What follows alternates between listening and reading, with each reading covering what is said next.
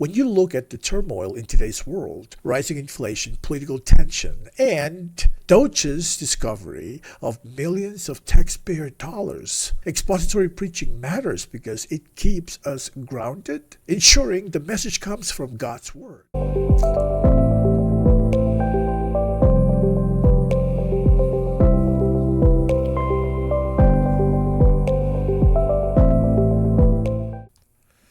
Welcome to today's episode. Picture this. You standing before your congregation or your Bible study group, charged with explaining the unchanging Word of God in a world that seems to shift daily. How do you stay anchored? How do you remain faithful to Scripture while addressing challenges of today, like the high cost of living, illegal immigration, and the ways our tax dollars are misused for overseas agendas that don't seem to benefit us? Today, we'll explore how expository preaching can anchor our hearts and minds in truth, followed by practical breakdowns of biblical genres that shape how we impart wisdom from God's Word. Stick with me, because this discussion could change how you approach preaching and life. Much of what we'll discuss today is inspired by the fantastic work of Andreas J, Köstenberger and Richard D. Patterson, whose insight have shaped my understanding of biblical teaching.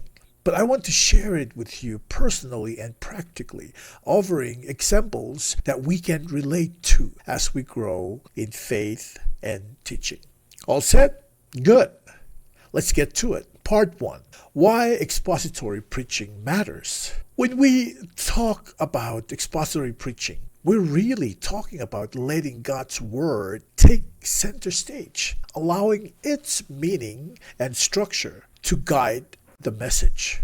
Why is this so vital? Here is what I believe. Number 1, Scripture speaks for itself. Expository preaching honors Scripture authority. It's not about what I want to say, but what God says. For example, when teaching from 1 Corinthians 13 on love, an expository approach doesn't allow me to turn this into a motivational speech on kindness. Instead, it digs deep into what Paul says love looks like in the context of a fractured community. Number 2, Scripture builds a faithful diet of God's Word. We cover more than just our favorite parts by working text by text. This helps us, our audience, approach hard truths, celebrate beautiful ones, and connect themes we might otherwise miss. If you only preach topical series, you might skip Jesus' harder teaching on discipleship or wealth, which were central to his message. Number 3, shapes the preacher as well as the listener. I can tell you from personal experience, the process of preparing to preach expositionally changes me. It humbles me, challenges my assumptions, and forces me to confront areas where Scripture shines light on my life. Number 4, reveals the bigger picture. Expository preaching connects Scripture to one unified story. Each sermons show how passage fits into the grand narrative of redemption. From Genesis to Revelation, it all points to Jesus Christ. Expository preaching matters because it keeps us grounded, ensuring the message comes from God's Word, not human opinions. When you look at the turmoil in today's world, rising inflation, political tension, and Doge's discovery, Doge, the new department that was created, the Department of Government Efficiencies, Doge's discovery of millions of taxpayer dollars funding overseas agenda, it's clear we need clarity and truth more than ever. Expository preaching helps us lean on God's wisdom, but not ours. There are two takeaways that I want you to get from this. Number 1, Scripture brings clarity in a chaotic environment. When political manipulations and high cost of living shake our confidence, expository preaching reminds us that God's principles endure. You don't have to wonder what's irrelevant.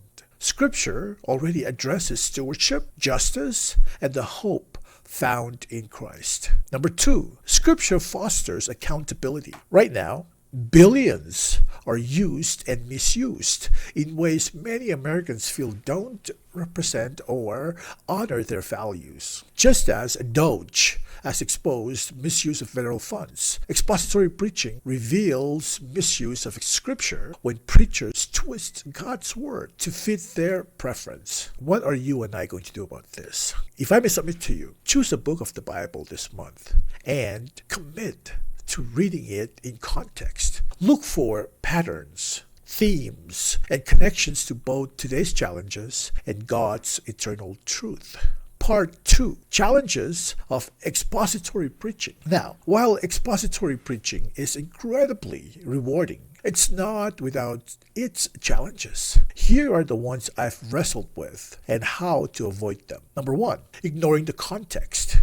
Context is crucial in expository preaching. Without it, you're likely to misrepresent the text. For example, Philippians 4:13 is often used like a feel-good mantra. I can do all things through Christ who strengthened me, as if it guarantees success in any endeavor. But in context, Paul is talking about contentment in both abundance and poverty. Without understanding that, you lose the real power of the verse. Number 2, over-allegorizing. Some preachers find hidden meanings in every detail. For instance, David's 5 smooth stones in his fight against Goliath have been said to represent faith, hope, love, prayer, and the Spirit. While those are good things, they're not the text's intent. This story is about God's faithfulness in delivering Israel through a shepherd boy's courage and trust. Keep it simple and stay true to the text. Number 3, focusing too much on creativity. It's tempting to make a sermon memorable with clever outlines or stories at the expense of Scripture. For example, the parable of the prodigal son might become a tale of second chances without focusing on the gospel heart of God, who loves both the wayward and the self-righteous. Creativity should serve the text and not overshadow it. Number 4, missing applications. One of the easiest traps to fall into is forgetting to connect theology to real life. If I were to preach Romans 7, focusing on Paul's struggle with sin and his cry of wretched man that I am, without showing victory in Christ in Romans 8, I'd leave my hearers in despair instead of hope. Faithful preaching comes with unique challenges. The temptation to ignore a verse's context, over-allegorize, or inject personal creativity is real, especially at the time when many desire messages that are entertaining or align with specific worldviews. For example, how easy would it be to use a parable like the prodigal son to critique government spending without addressing the grace we see in the Father's actions? Preaching expositionally helps us to communicate biblical truths without turning Scripture into a political tool. Takeaway. What you and I need to learn from this. Let's look at them together. Context fights distortion. When Philippians 4:13 is taken out of context to justify success narrative or prosperity theology, we lose its true intent to show contentment regardless of circumstances. Does that message seem particularly relevant with rising inflation and financial strain today?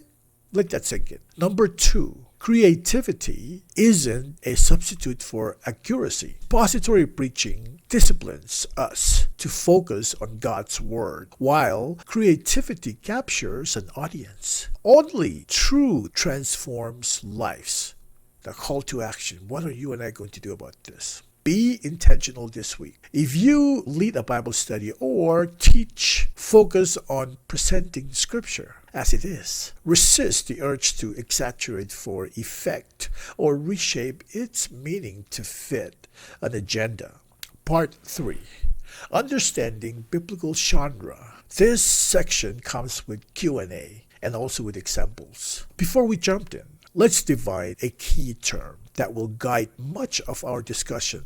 Genre. What is genre? Simply put, a genre is a category or type of literature. Think about movies, action type of movies, comedy or drama. They all have unique elements that set expectations. The Bible, too, has many genres like narratives, poetry, prophecy, and epistles. Understanding genre of a biblical text tells us a lot about how it should be interpreted and applied. Each genre of Scripture teaches us in unique ways. Knowing these genres helps us preach and teach faithfully, especially when applying God's principle to modern-day issues like migration, ethics, national stewardship, or resource mismanagement. People are looking for hope and guidance in a world where taxpayers discover millions of dollars have been used to, in effect, export ideologies abroad rather than securing domestic needs. Scripture gives us perspective. Now, understanding genre of Scripture is essential for expository preaching. Each genre has its own rules for interpretation, and when we approach them correctly, we avoid confusion or misrepresentation. Here is a Q&A style breakdown of key genre and how to handle them. Old Testament narrative. Question: how should we understand Old Testament narrative in light of challenges today? Answer: these stories reveal God's sovereignty and faithfulness. Important concept in unstable times. For example, the story of Joseph isn't about self-help strategies. It's about God's providence. When nations engage in questionable practices, just as Egypt misused its power in Joseph's time, God's people should trust and follow his ultimate plan. Example: think of illegal immigration and ethical responses. Scripture doesn't shy away from these issues. Moses himself was an immigrant raised under Pharaoh's roof, and his story shows how God uses unexpected paths to accomplish his purposes. Takeaway: strong national and personal ethics starts with alignment with God's Word, a theme throughout this narrative. Call to action: reflect on stories like Joseph's and Moses's. What do they teach us about trusting God when human authorities fail? Now let's look at the New Testament narratives. The examples of the New Testament narratives are the Gospels and the Book of Acts. Question: how should we preach the Gospel? Answer: keep Jesus central. His miracles, teachings, and parables all reveal who he is, not just lesson for how we live. Example: the feeding of the 5,000 shows us not just God's care for material needs, but also his ability to make provision where resources seem insufficient. With the discussions surrounding economic policies today, this narrative reminds us where ultimate provisions come from. Takeaway: Jesus provides, but his miracles point back to his identity as Savior and King. Call to action: share this truth with someone struggling to trust God in the middle of financial uncertainty. Jesus is our provider and sustainer. Prophetic literature. Examples would be Isaiah or Jeremiah. Question: how do the prophets speak into the modern crises? Answer: they remind us that God cares deeply about justice and covenant faithfulness. For instance, Isaiah's call to return to righteousness aren't just historical. They speak into the present-day issues like corruption and misplaced priorities. For example, if we consider Doge's findings on misuse of funds, it's easy to see parallels with how Israel misused their blessings in defiance of God's justice. Takeaway: no nation is exempt from accountability before God. Call to action: pray for our leaders and challenge yourself to be an agent of integrity and faithfulness, starting in your own community. Wisdom literature. like, for example, Proverbs. Question: how should Proverbs shape us? Answer: Proverbs teaches wise stewardship, not just of money, but of integrity. For example, Proverbs 21:5 says, "The plans of the diligent lead surely to abundance, but everyone who is hasty comes only to poverty." Are those words more important than ever when considering fiscal responsibility in the middle of misuse of funds globally? Takeaway: wisdom is God's antidote to chaos. Call to action: actively apply wisdom in everyday decisions such as budgeting, giving, and choosing where to invest your time and energy. Apocalyptic literature, like Revelation, for example. Question: what's the message of Revelation in today's context? Answer: it addresses hope in the midst of oppression, even when nations misuse power or when resources are deployed unjustly. Revelation reminds us that Christ is victorious. Example: the imagery of Revelation 21, where God wipes away every tear, speaks to the believers facing the brunt of systemic failure and economic hardship. Takeaway: this world's broken system will not have the final say. God's kingdom will. Call to action: encourage someone today. Remind them that no matter how bleak things seem, Jesus reigns and will set all things right. Okay, here's my final thoughts. Expository preaching is not just an approach to Scripture. It's a way to center our lives around God's unshakable Word. When news cycles are dominated by inflation, immigration debates, and government mismanagement, we need the absolute truth of the Scripture more than personal opinion or clever arguments. Thank you for tuning in today. Here's my challenge. Where in your life or ministry can you go deeper into Scripture this week? Whether it's leading a small group, teaching a passage, or even personal study, commit to an approach that lets God's Word speak clearly. Until next time, stay faithful, grounded, and committed to truth. If you find this episode helpful or have another topic in mind, leave a comment below and make sure to like and subscribe. That way, you will be notified when I release new videos. Kulo malalab and take blessings.